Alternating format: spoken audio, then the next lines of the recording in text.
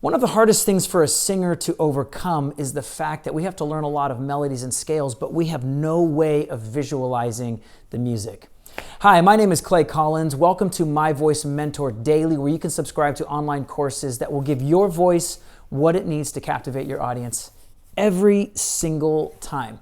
Now, if you grew up in a choir or some sort of a church singing group, you might remember something called solfege.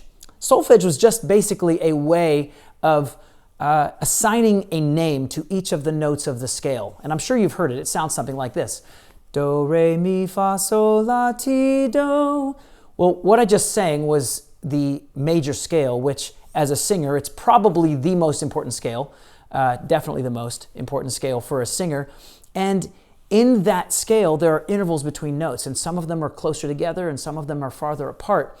And unless you just sing it a lot, you're not going to really know how to know when you take a half step, for instance, or a whole step to the next scale.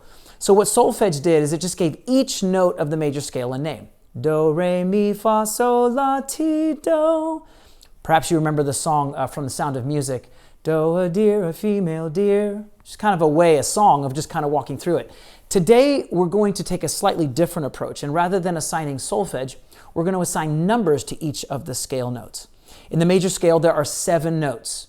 1, 2, 3, 4, 5, 6, 7, and then it starts over at 1, an octave up, 1, 1, 1. So what using numbers does for the singer is it helps us visualize and assign a value to the notes in the major scale so that when we need to sing, we can kind of visualize or assign a number to each of those notes in the scale. Okay, so we're going to just demonstrate it. I want you to sing this with me. We're going to start right here.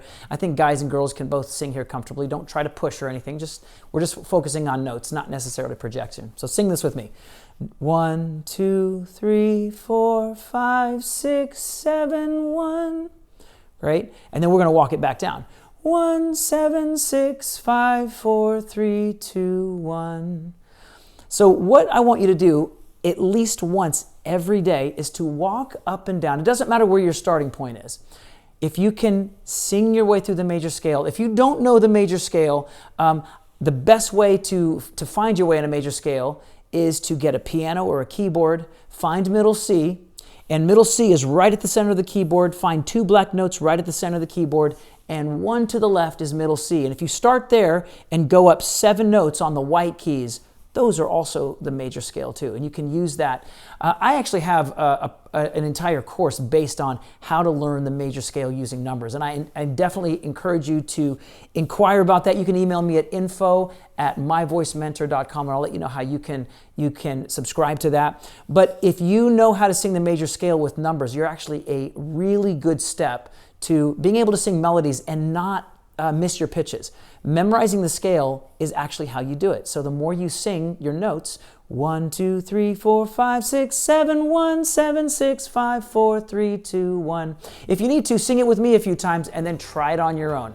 But that is today's vocal tip. If you would like to find out more about how you can subscribe to online courses, email me at info@myvoicementor.com. But in the meantime, thank you for checking out today's vocal tip.